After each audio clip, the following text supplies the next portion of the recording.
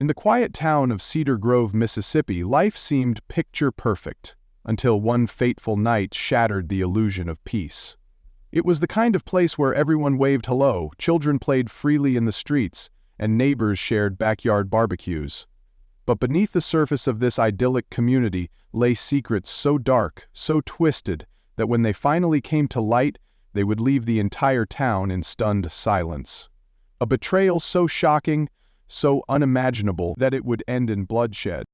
Picture this: a loving husband, a devoted wife, and a friendly neighbor. 3 lives intertwined by trust and proximity. But what happens when trust turns to temptation? When does love turn into obsession? When a neighbor's smile hides a dangerous secret? For Marcus Gaines and Simone Thompson, their forbidden affair wasn't just a fleeting moment of passion, it was the beginning of a deadly chain of events that no one could stop. It all started with a glance, a lingering look across a driveway, a friendly laugh that lingered just a little too long. What seemed innocent at first quickly spiraled into something far more dangerous, and by the time anyone realized what was happening, it was already too late. Marcus Gaines was dead, and the question on everyone's mind was, who pulled the trigger, and why?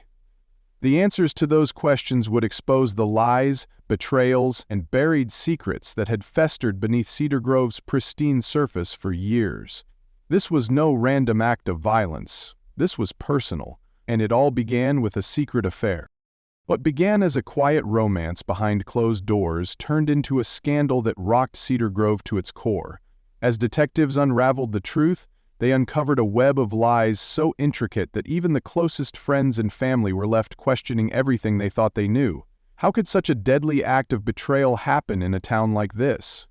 And how far would someone go to protect their secrets?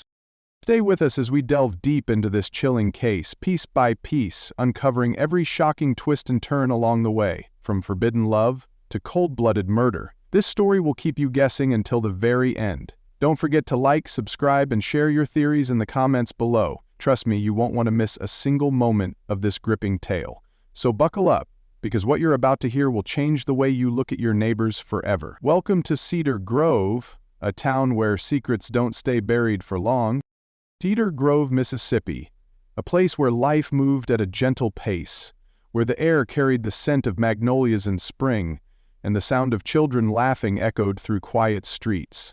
Nestled along the winding banks of the Pearl River, this small town was the kind of community where everyone knew your name, your family, and even the brand of coffee you drank.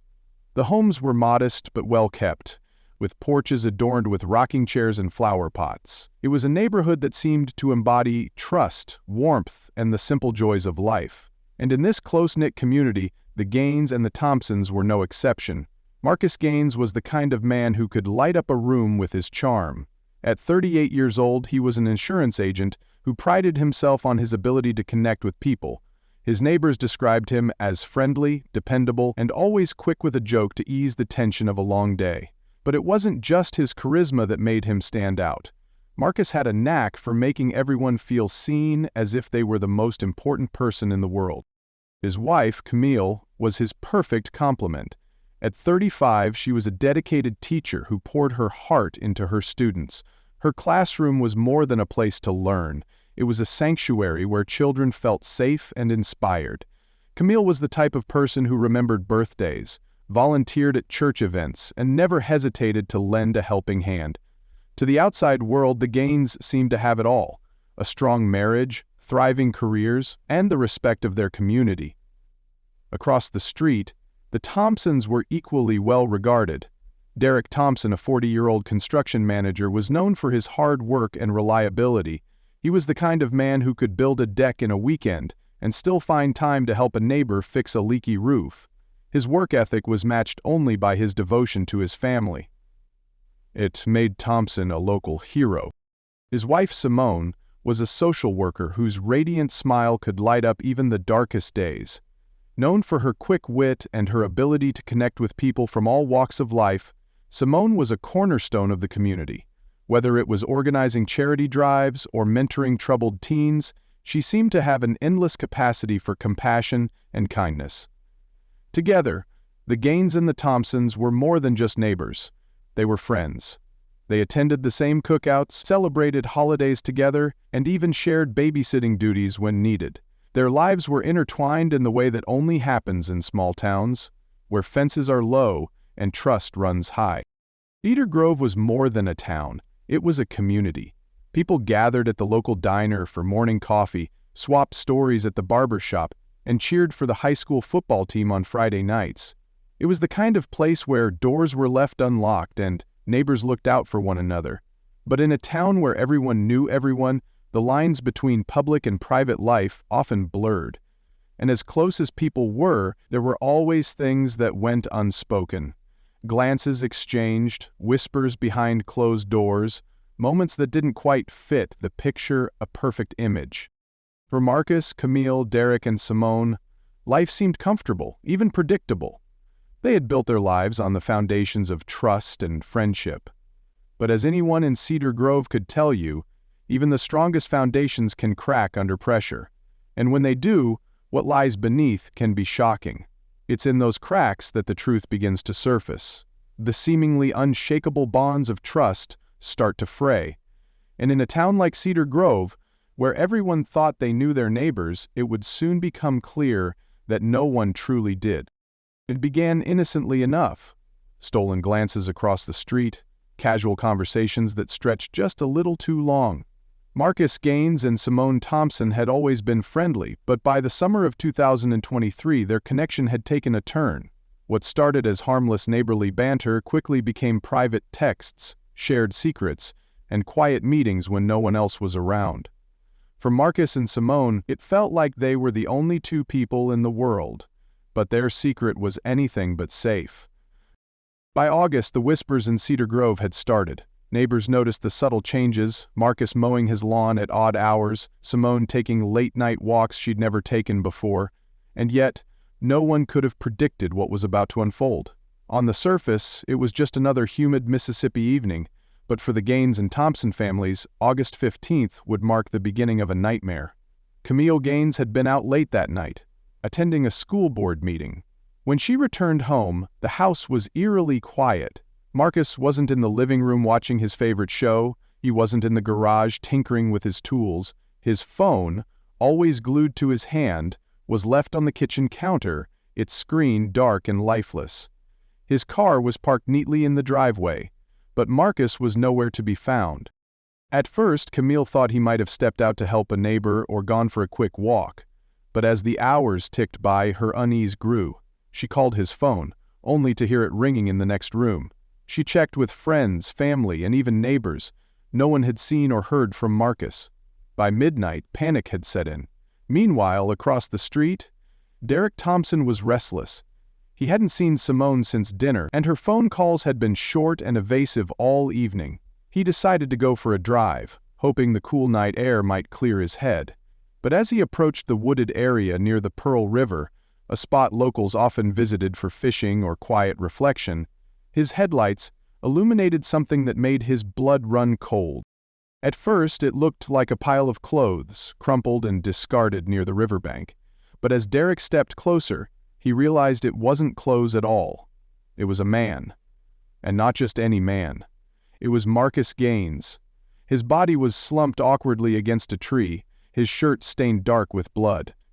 Derek's hands trembled as he reached for his phone and dialed 911. The call came through at 1:17 a.m. Derek's voice was shaky, his words frantic. "There's a man here. He's dead. You need to send someone now." Emergency responders arrived within minutes, but it was too late. Marcus was gone. A single gunshot wound to the chest had ended his life. The discovery sent shockwaves through Cedar Grove. How could this happen? Who would want Marcus dead? And why? For Camille, the questions were endless. She clung to the hope that this was some kind of terrible mistake, that any moment Marcus would walk through the door with that familiar grin on his face. But as the sun rose over Cedar Grove, the grim reality became impossible to ignore. Marcus's death wasn't just a tragedy, it was a puzzle. The wooded area where he was found was nearly a mile from his home. How had he ended up there? Who had he met with that night? And what had led to that fatal shot? As investigators began piecing together the final hours of Marcus's life, They uncovered a trail of secrets that would shake Cedar Grove to its core. Neighbors who once exchanged smiles and small talk now avoided eye contact. Conversations were hushed, filled with speculation and unease. Everyone had questions, but no one had answers, and as the investigation unfolded, one thing became clear. Marcus's death was no random act of violence. Someone had planned this. Someone had pulled the trigger. But who? The morning after Marcus Gaines's body was discovered, Cedar Grove awoke to a grim reality. The news spread quickly through hushed conversations at the diner, whispered phone calls, and a flurry of social media posts. A man who had been a cornerstone of the community was gone, and his death was anything but natural. The shock was palpable, but the questions were louder. Who would want Marcus dead, and why? For Camille, the loss was unbearable. She had spent the night pacing her living room, waiting for news that would never come. When the police knocked on her door that morning, her worst fears were confirmed. Marcus was gone, and the circumstances were far from ordinary. Friends and family gathered at her home offering condolences, but no words could fill the void left by her husband's sudden and violent death.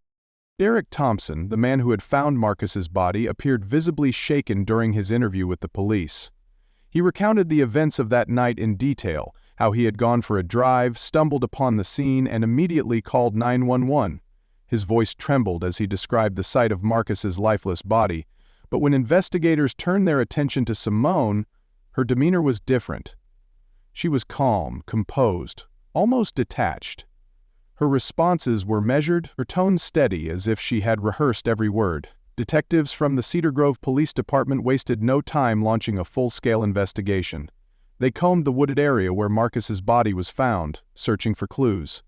The first breakthrough came from Marcus's phone, which had been left on the kitchen counter.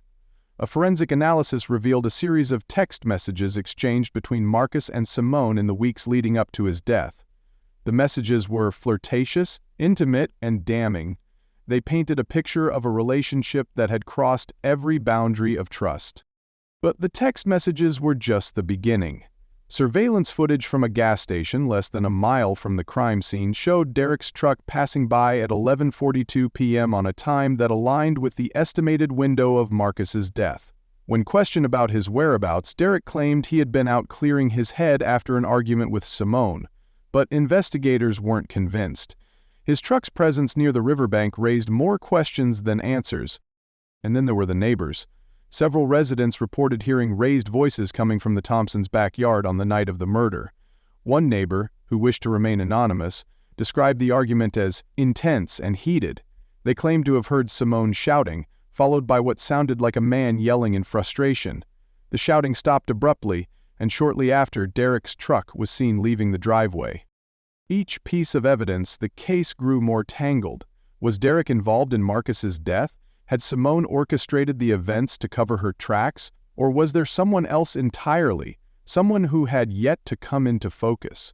Investigators faced mounting pressure from the community to solve the case, but every answer seemed to lead to more questions.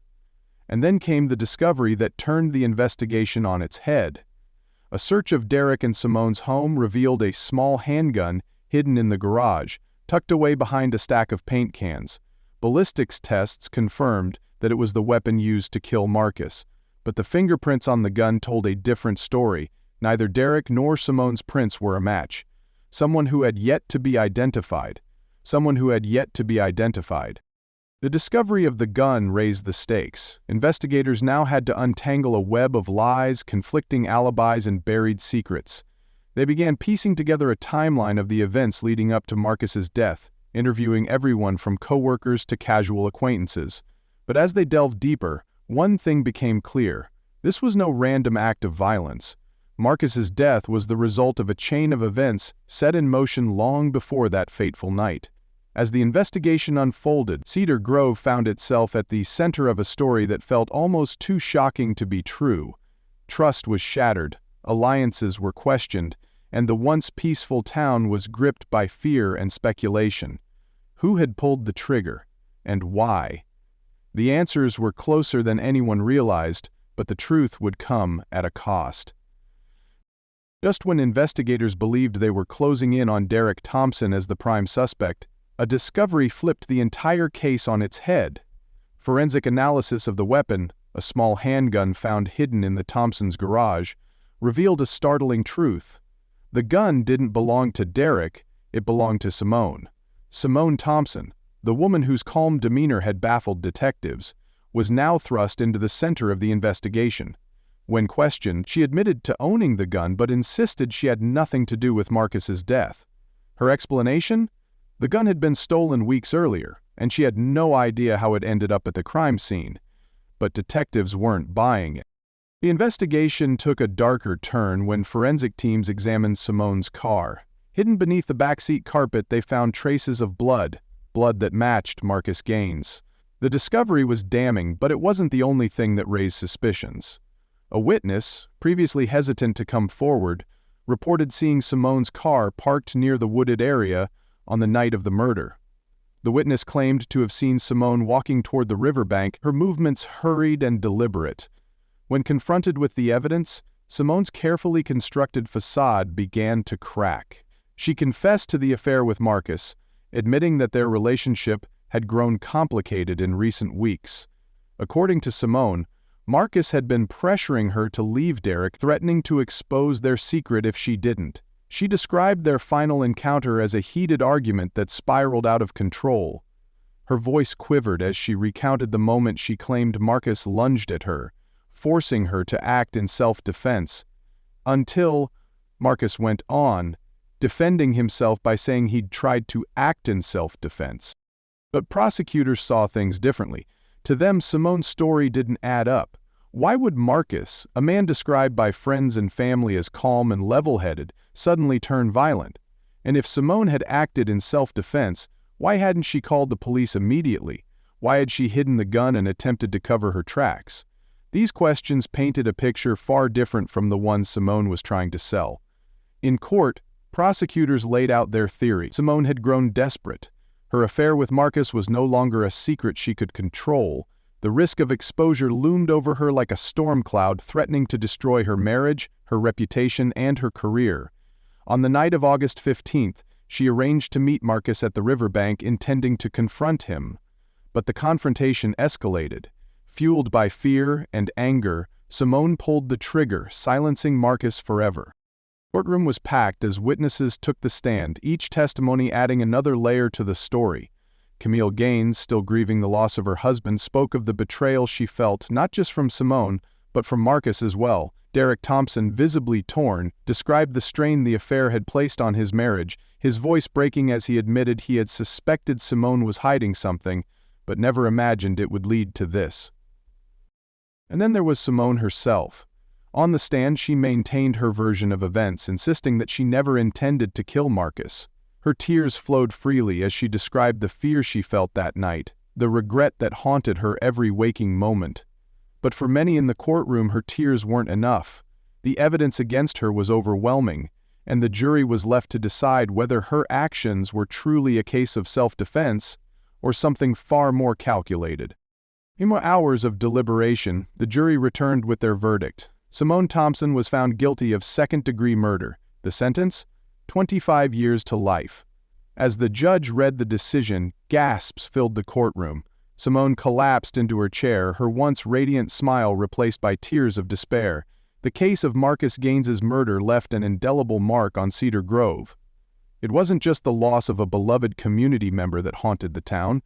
It was the unraveling of trust, the realization that even the people we think we know best can harbor secrets capable of destroying lives.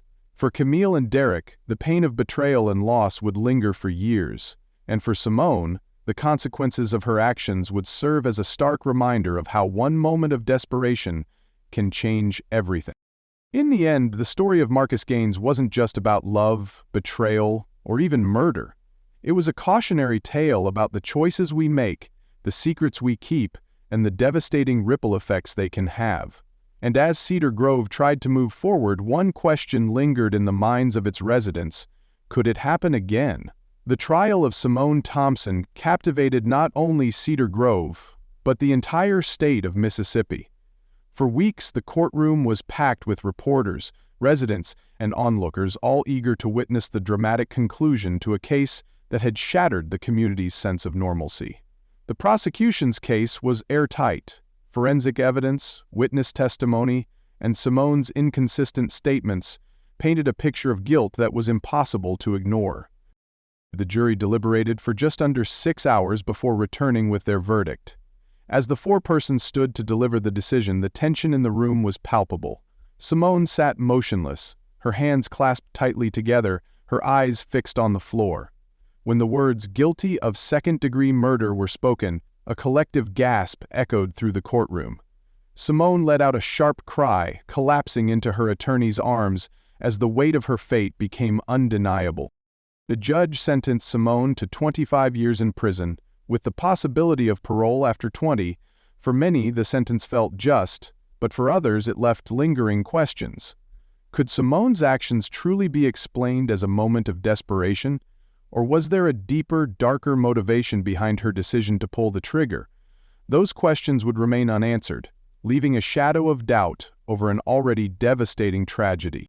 Derek Thompson, who had stood by Simone throughout the early days of the investigation, filed for divorce just weeks after the trial concluded. In a statement to the press, he expressed his heartbreak over the betrayal and his desire to protect his children from the painful legacy of their mother's actions. "I loved Simone," he said, his voice cracking with emotion. "But the woman I thought I knew is gone. I have to move forward for the sake of my family." For Camille Gaines, the pain of losing her husband in such a brutal and public way was too much to bear. She sold the family home and left Cedar Grove, seeking a fresh start far from the memories that haunted her. In a rare interview, she shared her feelings of anger, sadness, and betrayal. "Marcus wasn't perfect," she admitted, tears streaming down her face, "but he didn't deserve this. None of us did." The case left Cedar Grove reeling. What had once been a community defined by its warmth and neighborly bonds was now a town haunted by suspicion and unease. People began locking their doors at night, avoiding eye contact with one another, and questioning how well they truly knew their neighbors. For many, the Gaines-Thompson case became a cautionary tale, a grim reminder of how quickly trust can be shattered and lives can be destroyed. In the end, the tragedy of Marcus Gaines's death wasn't just about an affair or a crime of passion. It was a story about choices, the choices we make, the secrets we keep, and the devastating consequences they can have. It forced the residents of Cedar Grove to confront uncomfortable truths about love, loyalty, and the darker side of human nature. Simone Thompson now spends her days in a state penitentiary, reflecting on the choices that led her there. Derek is working to rebuild his life, raising his children away from the shadow of their mother's actions, and Camille, though scarred by the past, is finding strength in her journey to heal. But for Cedar Grove, the scars remain. The riverbank where Marcus's body was found is now overgrown with weeds, a silent reminder of the night that changed everything. The story of Marcus Gaines is more than just a tragedy. It's a reflection of how fragile trust can be, and how quickly lives can unravel when lies and betrayal take hold. A neighborhood once filled with laughter, friendship, and a sense of security now lives under the weight of its darkest chapter. And while the courtroom provided an answer, the pain and questions remain, echoing through the streets of Cedar Grove. The neighborhood remains silent and waiting through the streets of Cedar Grove. Think about it, a chance meeting between neighbors, stolen moments of passion, and a secret too heavy to bear. Could any of it have been prevented? Or were the events of that fateful August night inevitable? It's a question we may never fully answer. And yet, the aftermath is undeniable. Broken families, shattered trust, and a small town forever changed. Now we want to hear from you. Do you believe Simone Thompson acted in self-defense, or was it something else entirely? Could Marcus's life have been spared if choices were made differently? Let us know your thoughts in the comments below. Your theories and insights add so much to this ongoing conversation. If this story kept you on the edge of your seat, don't forget to give this video a thumbs up, subscribe to the channel, and hit that notification bell so you never miss another deep look into the mysteries that define the human condition. True crime is about more than just the crime itself. It's about the people, the choices, and the ripple effects that change lives forever. Until next time, stay safe, stay alert, and always remember, The truths we hold closest can often be the hardest to face. Thank you for watching, and we'll see you again in the next chapter of Untold Stories.